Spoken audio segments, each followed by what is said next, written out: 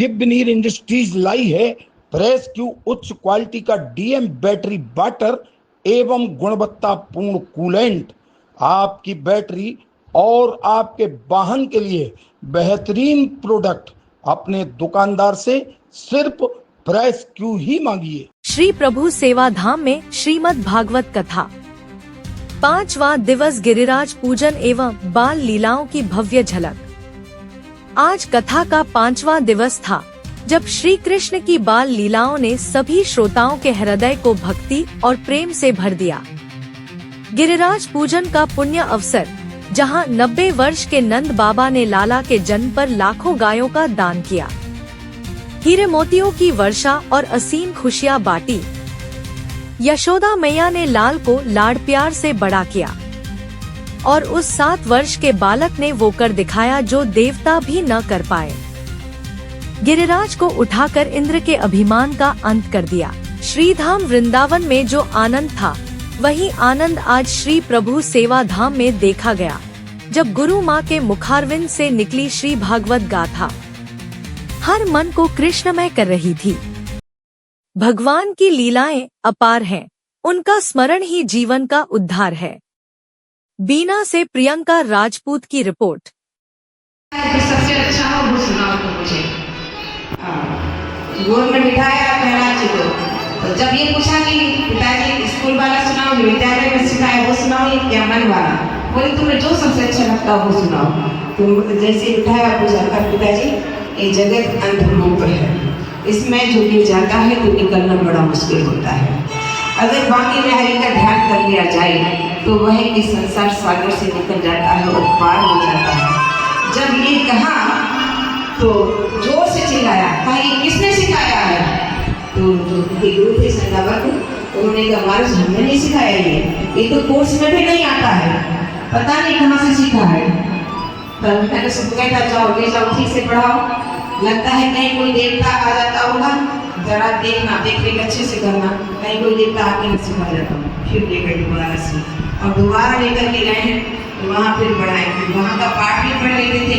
उन्हें तो पढ़ने से कोई लेना देना नहीं है, वो तो पहले से ही पढ़े पढ़ाए हैं। और वो तो ये कहते हैं, क्या कहते हैं,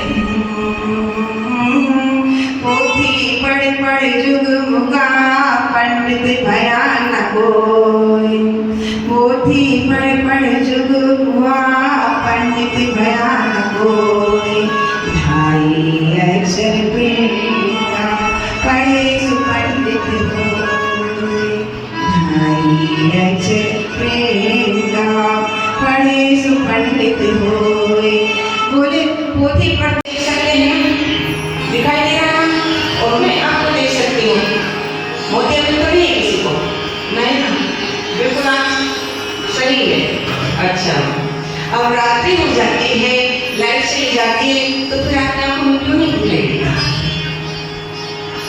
आपकी आंख में रोशनी है, कोई मोती अभी तक नहीं है, तो फिर क्यों नहीं दिखाई देता है? इसलिए नहीं दिखाई देता है कि बिना सद्गुरु के, बिना ब्रह्म के हम इस संसार को देख भी नहीं सकते हैं। ये जो प्रकाश है वही परमात्मा सौराट, वही प्रकाश, उसके प्रकाश से हम प्रकाशित हो रहे हैं, उसके कारण हम देख सकते हैं, उसी के कारण हम अपने हाथों को, पैरों को, आंखों को, अपने अंगों को हिला सकते हैं, चला सकते हैं।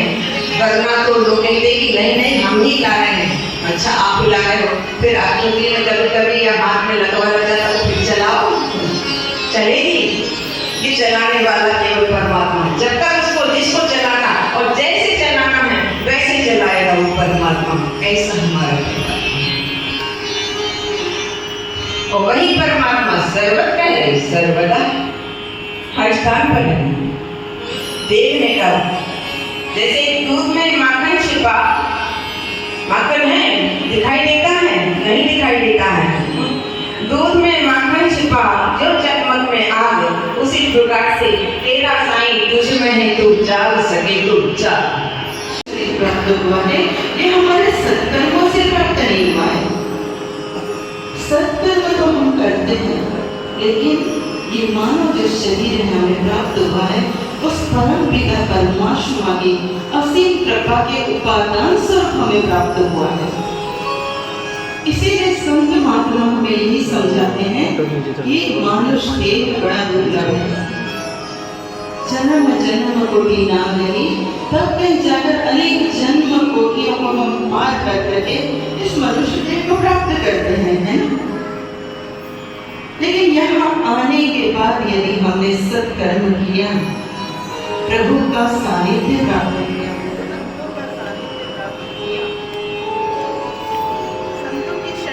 लेकिन श्रवण करने के पश्चात भी यहाँ वही पहुंच सकता है जिस पर संतों की कृपा तो हुई है, लेकिन प्रभु की अविरल असीम कृपा जब उन पे बरसती है तो ही सत्संग का लाभ, कथा का लाभ प्राप्त होता है। हमने वहां से आज दशम स्कंद के पुरवार की कथा को श्रवण करने के लिए हम यहाँ आनंदित हो रहे हैं। अनेकों मनमंत्र की कथाओं को श्रवण कर